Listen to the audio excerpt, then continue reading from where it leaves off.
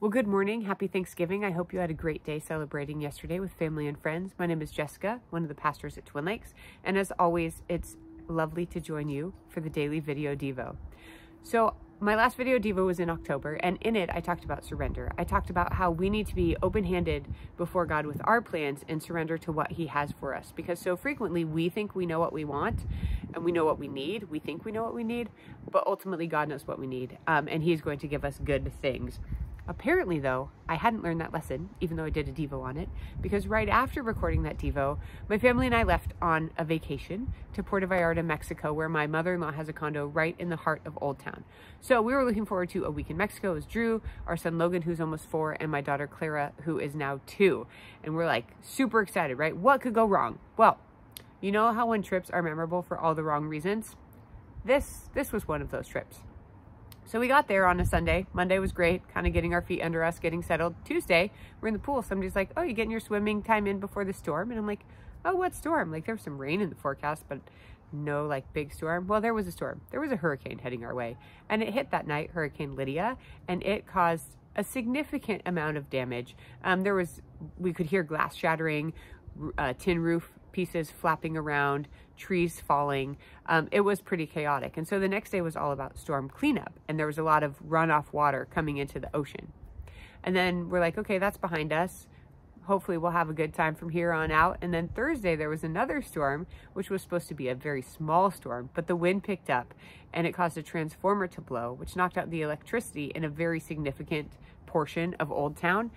So we didn't have power. For about 27 hours, we didn't have power. And that's inconvenient, but also without the power, the pumps couldn't work, so we didn't have running water. And we have a child in diapers, and we couldn't wash our hands, and we couldn't flush our toilets. So that's kind of a different level of inconvenience and hygienic problems. And then to top it all off, the condo right next to ours was under construction. And so there was loud construction remodel noise the entire time that we were there. They actually had to wrap up the construction the day we left. So it was like the last big push.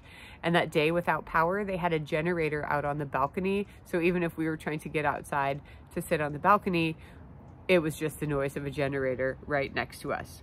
So needless to say, this was not the vacation that I had hoped for or planned or was expecting, right? But I really have two options in the midst of this. One, I can wallow in self-pity, going once again, a trip in 2023 went awry for the Frankels and we have some sort of odd hurdle. Or I can choose to surrender and accept that the only thing I can change is my attitude. And I can choose joy, and I can choose to have a good attitude and say, hey, I'm with my family in Mexico. We're gonna make the most of it. And there's also one other thing I could do. I can take a cue from my kiddos who are totally at peace and fine. Aside from being a little bit disappointed they couldn't swim in the ocean as frequently, and Logan being a little scared during the hurricane because he was awake, they weren't really worried. They were totally at peace, trusting that mom and dad were going to take care and provide for them. They're content. They trust us. And you know what? We can be content and we can trust God.